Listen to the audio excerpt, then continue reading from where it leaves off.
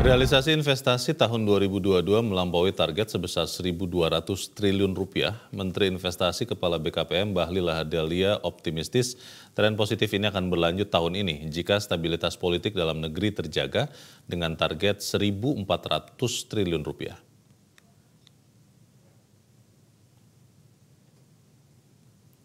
Menteri Investasi yang juga Kepala Badan Koordinasi Penanaman Modal BKPM, Bahlil Lahadalia, meminta semua pihak untuk menjaga stabilitas politik, sosial, dan ekonomi Indonesia tahun ini.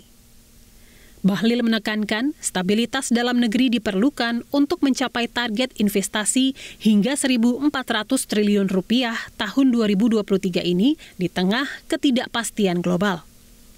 Bahlil menyebut, saat ini fokus investasi Indonesia adalah menarik investasi masuk ke sektor hilirisasi pertambangan.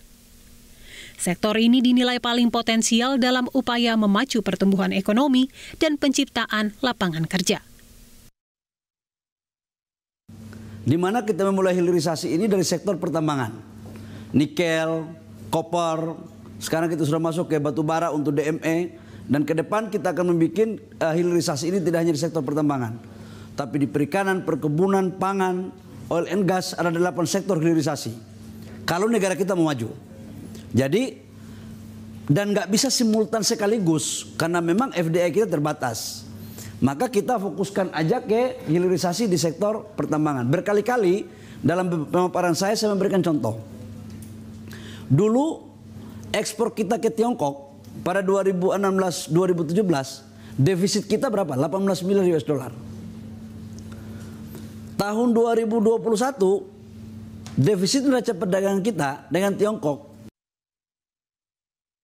Sementara untuk tahun 2022, realisasi investasi mencapai 1.207,2 triliun rupiah atau 100,6% atau melampaui target yang ditetapkan sebesar 1.200 triliun rupiah. Capaian realisasi investasi ini tumbuh 34% dibanding capaian tahun 2021 sebesar 901,02 triliun rupiah dan menyerap tenaga kerja hingga 1,3 juta orang. Secara year on year tumbuh 34%. Ini salah satu pertumbuhan investasi yang terbesar.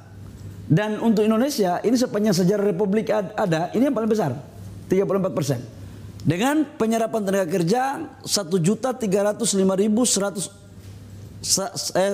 orang. Nah, angka ini nggak boleh kita ngomong salah ini.